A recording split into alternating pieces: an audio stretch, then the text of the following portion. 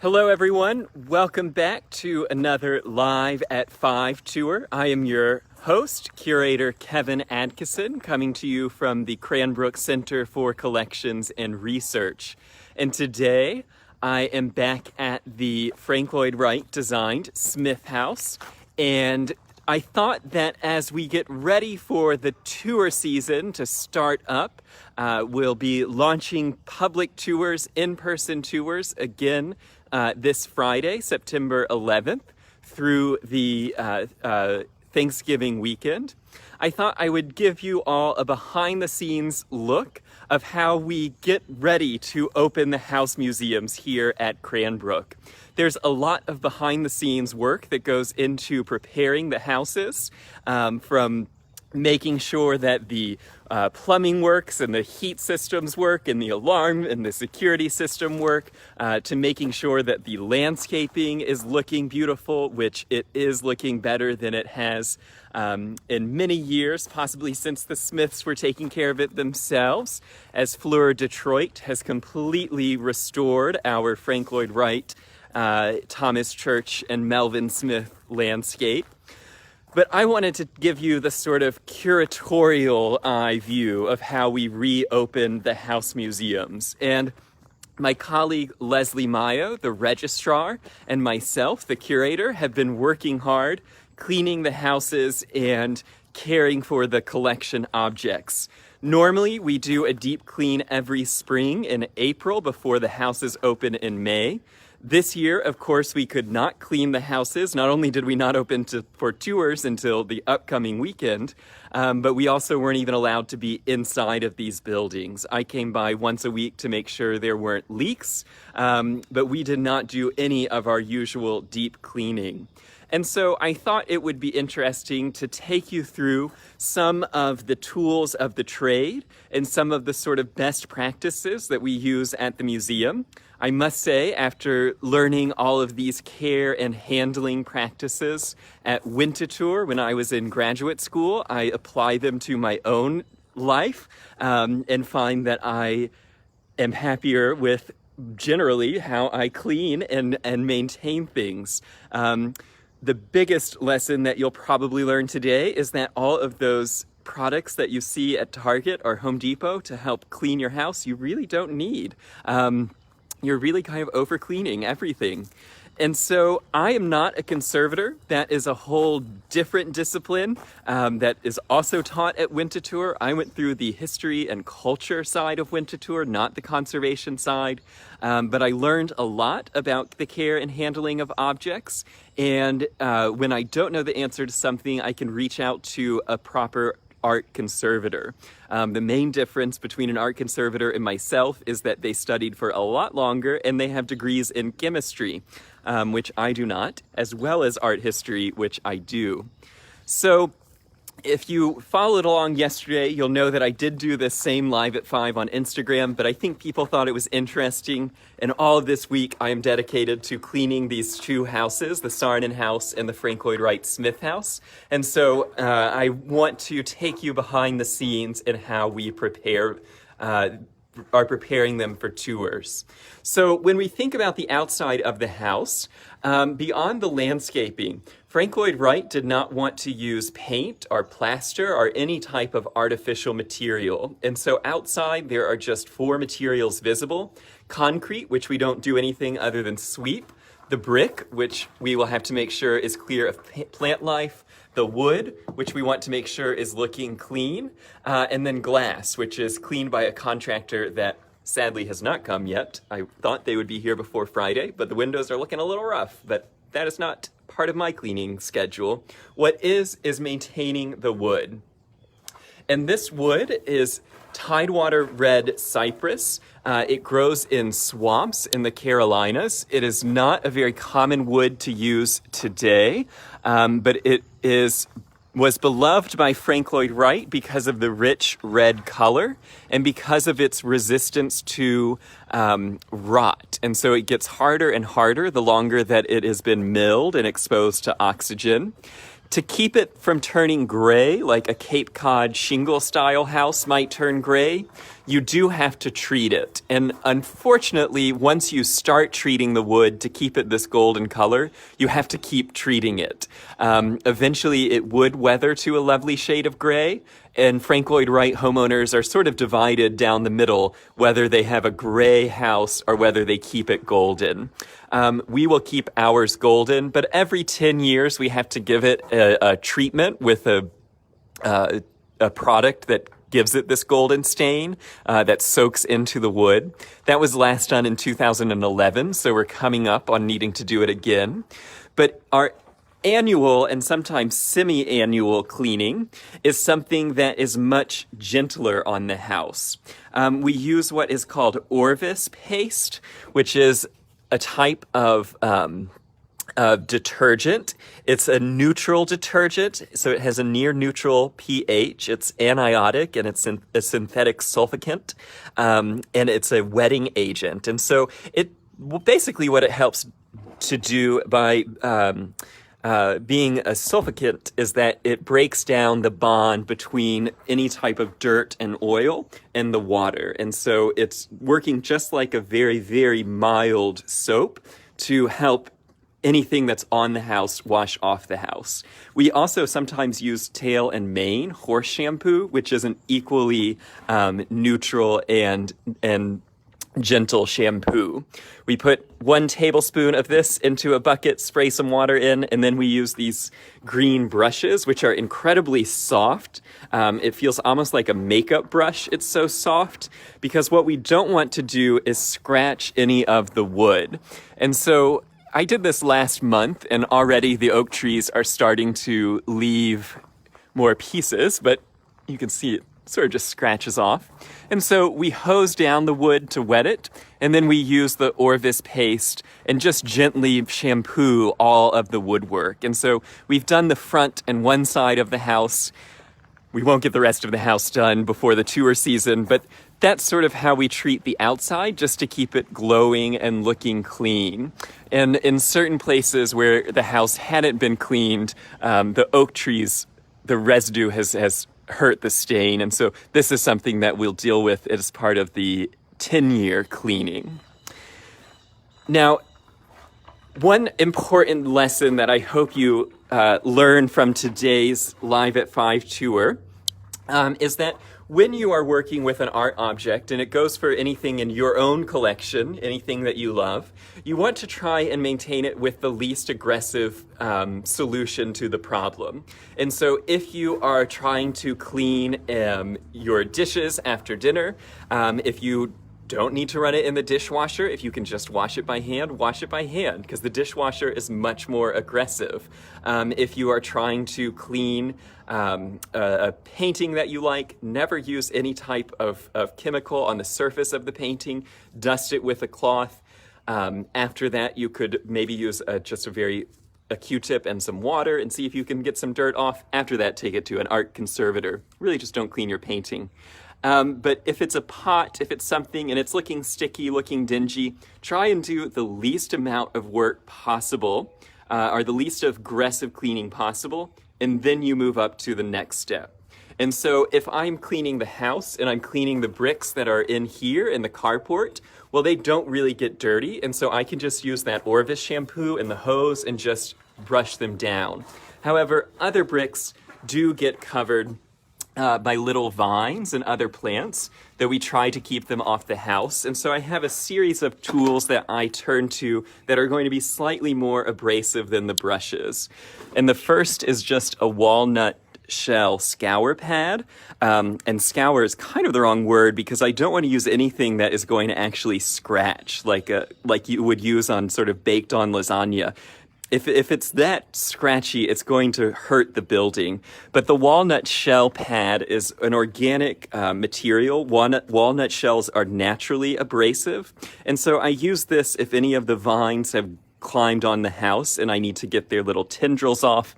And then sometimes that's not enough. We use a little plastic scraper. And we use this to help clean the brick that has been overgrown by any vines. And we have a couple of different brands there. And so I'm not using any type of a Brillo pad or any type of a chemical that that promises to dissolve the vine, because if it's promising to dissolve the botanic form, if it's a chemical that's aggressive, it's probably not great to put on the mortar line of my brick. And so you always want to think, what is the least aggressive that I can be towards this material? And if that gets the job done, you stop there. If you're not happy with that method, then you work up to the next item. Unlike if you're cleaning your clothes and it says to, test whatever Tide product on an inconspicuous corner, if I test a product directly on an art object and it does do damage, there's no going back. And so anytime that I'm questioning, is this a good idea, stop and don't do it and call a conservator. And so, for example, yesterday I cleaned our little Lloyd Wright tile where he signed the building, and all I used was a cotton pad with a little bit of water, a cotton washcloth, and that's all it took to make sure that when guests come to the house on Friday, they see Lloyd Wright's signature. It's looking great. No soap needed. So next, I thought we'd head inside, and if anyone has any questions, do let me know. I have lined up a number of things for us to look at, tools of the trade that Leslie and I are using as we clean the house here. Now, the first thing that we have to do is make sure that we're wearing the right shoes. So we'll slip into our protective slippers. I've already gotten on my black gloves, and notice they're smiling at us. And this is to protect the concrete floor from any dirt or debris that might be brought in. And then one thing that you might not think about as you are setting about to clean up your own home is, do you have anything that's going to scratch the items of furniture? And so a shirt like this, if I was cleaning, I probably don't want to wear this because all these buttons could pick on a piece of fabric. Or if I was holding a ceramic or moving something that was scratchable, is this button going to do damage? And then a real cause of damage in collections are jewelry pieces. And so I actually put this ring on to show you that I was going to take it off. So I have my class ring here, and we take the ring off, and you store it someplace safe. And so that's so that when you're cleaning a ceramic and you nick the corner, or you don't nick the corner and take it off. Other things that are dangerous, any type of loose hair or jewelry that could lean down and damage an object. Now, I'm not actually going to do any cleaning, so even though I do have a lovely clean white undershirt on, I'm not going to take my shirt off for you all. Sorry, it's not that kind of Live at 5. So, those of you who are truly dedicated and watched yesterday may notice that yesterday we did not have any end tables in the house. And so Leslie and I and Mark Myers, our dedicated volunteer, helped move these from the Furniture Conservation Workshop of Mark Gervasi in Grosse Pointe, Michigan, and brought these back. Mark Gervasi, our conservator who worked for a very long time at the Henry Ford Museum, said that this was the hardest, the most physically laborious project he had ever done. Perhaps I'll do another Live at 5 about our furniture, but just to briefly show you what he did, he had to strip off years of water damage and of waxing to get back to the original veneer, which is very thin, so he had to be super careful about how much he scraped off, and then he gave it a new stain. They really are just stunning back here. And he, on this one, which had suffered some extraordinary water damage over time, he really worked miracles in order to save all the original veneer and to bring it back to life. So thank you, Mark Gervasi, for helping restore these. Thank you, Mark Myers, for helping to move them. So I will start with sort of what are the first tools of the trade that we need to do as we think about it. Well, one of my favorite lines from the Winterthur training video, which stuck with me when I saw it for the first time 6 years ago, and I looked it up today just so I could remember it, is, When considering collection safety, your state of mind is an important factor. And so make sure you're in the right zone, that you're ready to clean your house, that you have the time to do the job, you don't want to rush, that you think through exactly what you're going to do. If you need to move an object to get to the second object or to move it to clean it, where are you going to put it? The worst thing you can do is pick up a huge vase and then look around and say, oh wait, where was I going to put this? So you want to be in the right state of mind and have everything in place. And then there are just certain sort of museum standards that we want to follow, including never having a pen in the house. So we only use pencils, and it's always good to have a pencil and paper nearby so that if you notice anything is broken or if anything seems strange or if you have to move or replace anything, you just jot down a note and then we record it in our digital database called the Museum System, TMS. And so any object that had debris in it, to reopen the house this year, one of our wall hangings had collapsed, and so I had to order new leather strips. And so I wrote down when I replaced the leather strip, what I did, and then I sent it off to Leslie, who, as the registrar, added into the database that we had replaced the hanging mechanism of the artwork. Never use a pin, though, because pins can cause lots of damage. You also want to have a light. This little flashlight works. Most of the time we just use our phone because part of caring for your collection is to examine it around. You want to examine any object that you're about to dust to make sure that there's no sort of hidden repairs or cracks. The easiest way to break an object in a museum collection is to move an object in a museum collection. Mostly, unless it's some sort of plastic that is just unstable chemically, a piece is not going to break if it's just resting in storage. And so before you go and lift a vase, make sure that the vase is actually one piece. Make sure it's not two pieces, that there's not a lid. Make sure it doesn't have a spout that's detachable. Especially with moving candlesticks, a lot of times the little drip plates or other elements of the candlestick are not attached. And so you pick that candlestick up, a piece falls off, it could fall on another object. So it's useful to have the flashlight to look all around an object and plan how you're going to clean or dust it.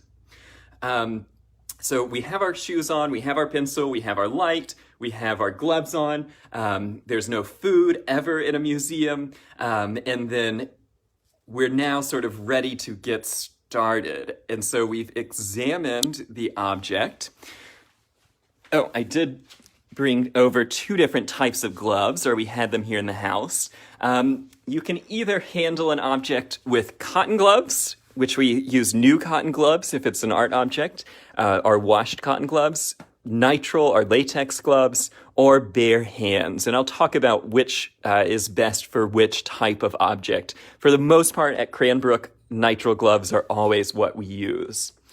As we think about how we clean the object and think about how it's stored, things like weighted bean bags become our friends. You can also use towels, rolled up towels, where if I wanted to say, if I was going to vacuum this glass piece here, well, holding it with both hands is ideal.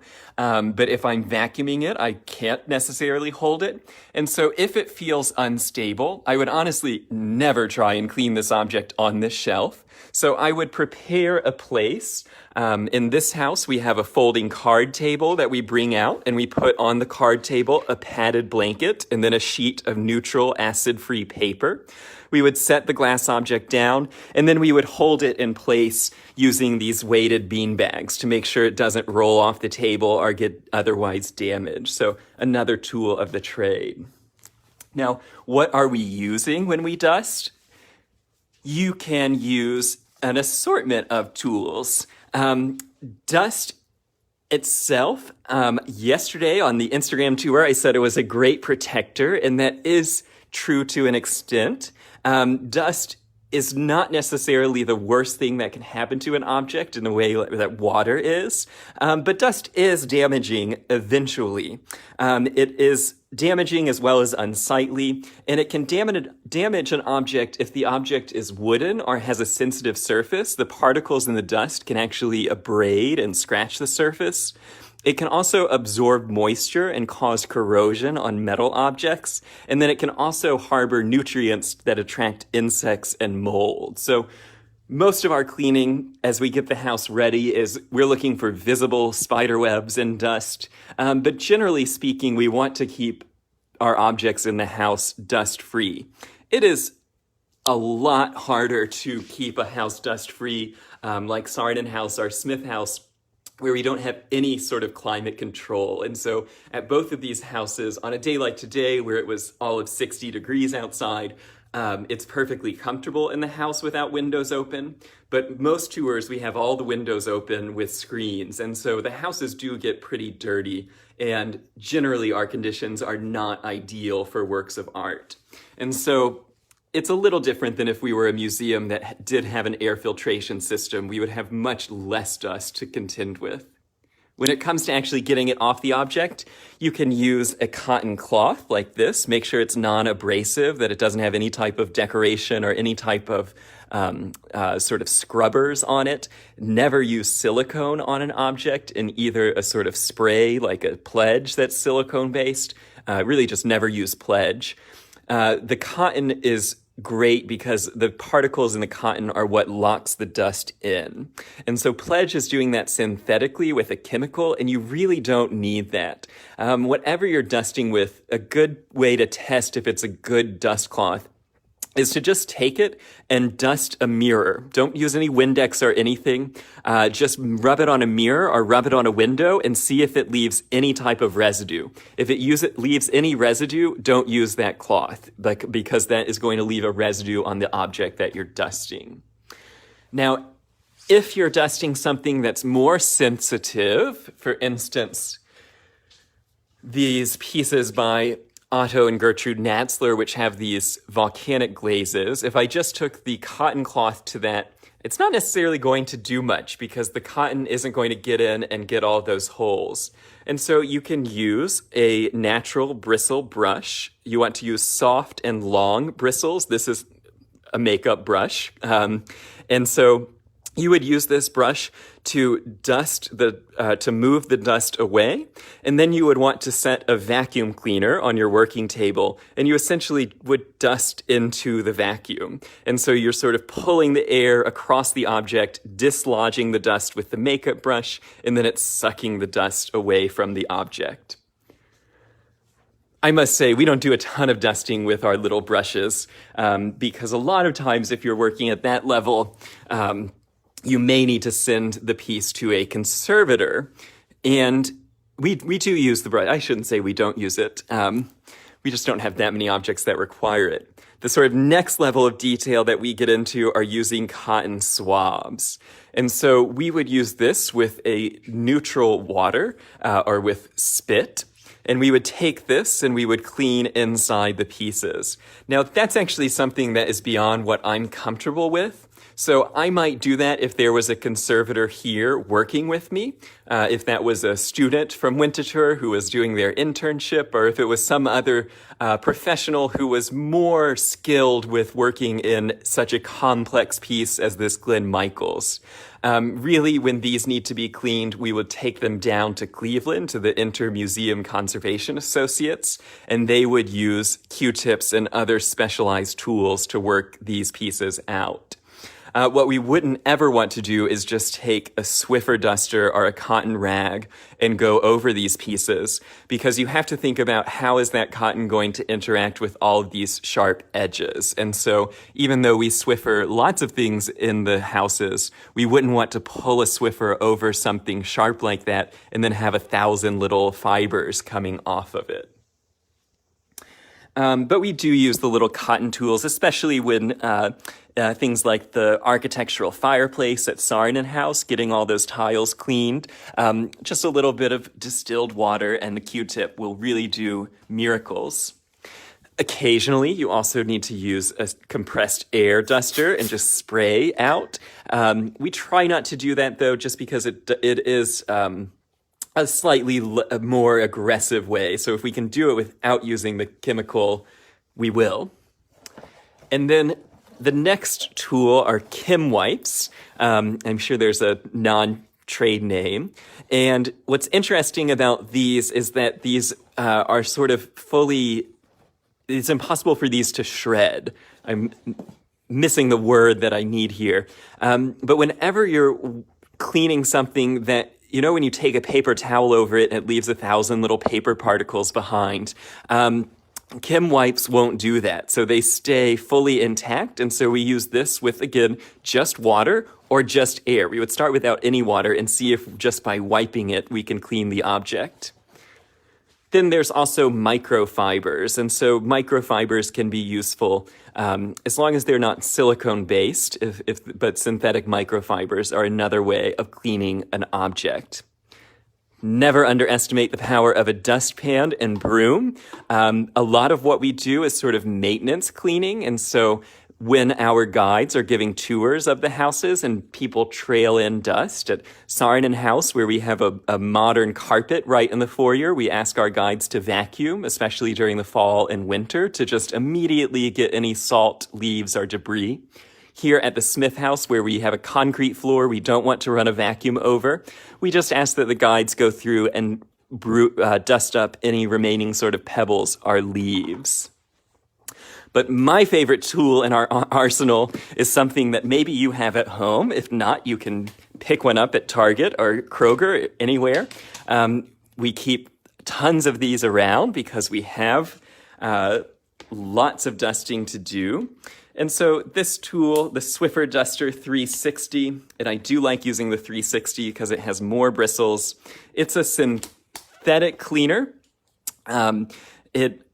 Yale, where I first learned how to dust at the Yale University Art Gallery furniture study, we used muslin cloth, which are essentially a different type of Swiffer. Also, don't touch your hair and then touch an object. That's bad form on camera. So the Swiffer, this is just a synthetic material that's going to lock the dust in and keep it away from the object. I like to use these because you can use them on the floor, you can use them on the ceiling, you can use them into the corners, and they just pick up any type of cobweb or material that's sort of resting out. You do have to be careful cleaning any type of object that has any texture on it because it will sort of shred apart. And so that's where the Kim wipe might come in useful, or the little makeup brush, the long bristled brush to just lift the dust away. But these, especially when you're cleaning and you have just a light cleaning on a Wednesday before the weekend tours, the Swiffer 360 is where it's at. Let's see. So my own dusting career, I hinted at it just now, but at Yale, my very first class on my first day of school in September of 2008, they had these things called freshman seminars, which you signed up for them. It was a lottery to get into them, and there was one that was called Furniture in American Life, and it was only offered every 3 years, and I just happened to be a freshman when it was offered, and the instructions were very strange. It said to meet on the corner of these two streets, and we would be escorted to our class, and we meet on this corner, and then there's this looming old bread factory, and we go into the bread factory and go down this very steep flight of stairs into the Mabel Brady Garvin furniture study. It was part of the Yale University Art Gallery. It had been there since the 1950s, and it was 1,000 pieces of American furniture arranged in chronological order by type.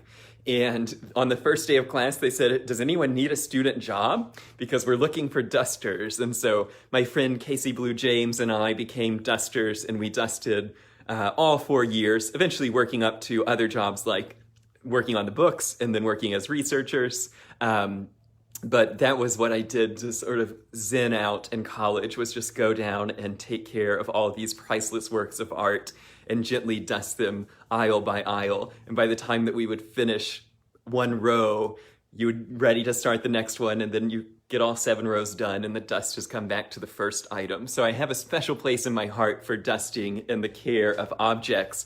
It's also where I learned the great tip that if there's any type of gilding on an object, if there's a painted object, if it looks like it's flaking, you do not dust it. That will damage the object and will permanently ruin it because you will dust away the gilding. So we don't have anything gilded in either Saarinen or Smith House. There are some things at Cranbrook House that are painted and gilded, and we simply do not dust those objects. And those would need to be professionally cleaned by a conservator. Let's see. So after thinking about using a Swiffer and all sort of dry material, it is very rare that Leslie and I have to get cups of water and use any type of water. And we really never use any type of chemical. Next comes using the backpack vacuum. And so the backpack vacuum, it needs to be for a museum, though probably not for your own home. It needs to be a high-efficiency particulate air vacuum, also known as a HEPA vacuum. And that's just so that as you vacuum, the HEPA filter is going to keep any of the dust from leaving the vacuum and going back into the house. So this one we recently ordered from Europe. And it is a backpack, so if you follow my Instagram, you've seen me post lots of funny